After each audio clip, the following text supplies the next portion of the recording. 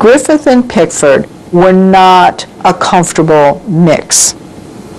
He wanted a kind of ethereal, beautiful, romanticized version of a Victorian woman. Vulnerable, just not who Mary Pickford was. Mary Pickford was resilient, she was tough, she fought back.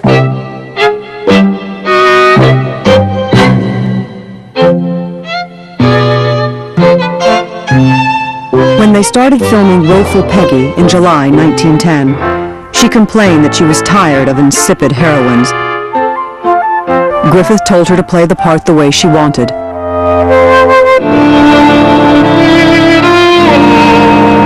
What the audience responded to was a woman who was absolutely ready to burst out of society's conventions.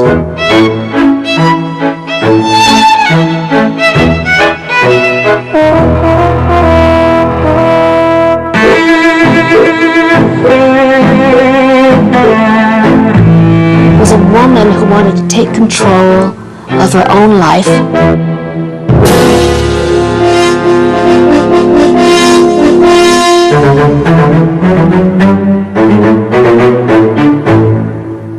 Was a woman who wanted to be a woman and a wife, but also do all the things that a man can do.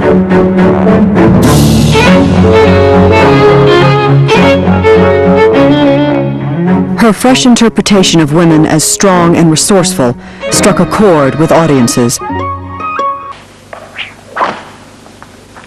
Doug, as he was known to his millions of fans, was a rising star, soaring on the strength of his ability to play athletic, swashbuckling heroes like no other. He too began life in the theater, but on the screen his charms worked an even greater spell. In his movies, his triumphs were those of clean living, muscles of steel, and noble ideals, exactly what the world was looking for after the bloodiest, costliest war of all time.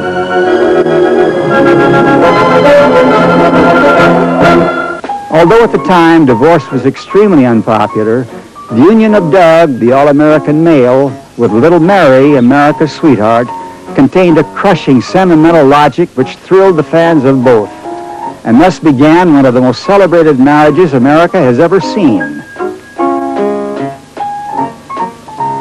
Doug's wedding present to Mary was Pickfair, and soon the house became a mecca for friends and colleagues, the rich and famous. Charlie Chaplin often called on Doug, and the two clowned like children. Along with Mary, Fairbanks' career leapt like the screen heroes he played, higher and higher. He created a hero with boundless energy, optimism, and courage. The fans adored it.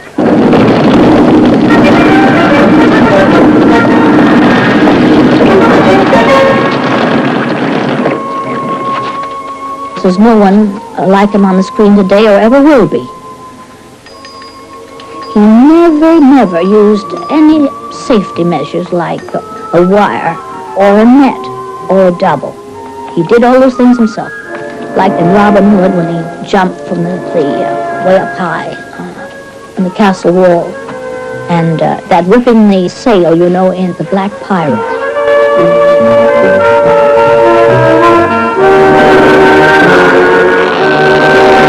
And the wonderful stunts that he did in Thief of Baghdad. It is poetry in motion.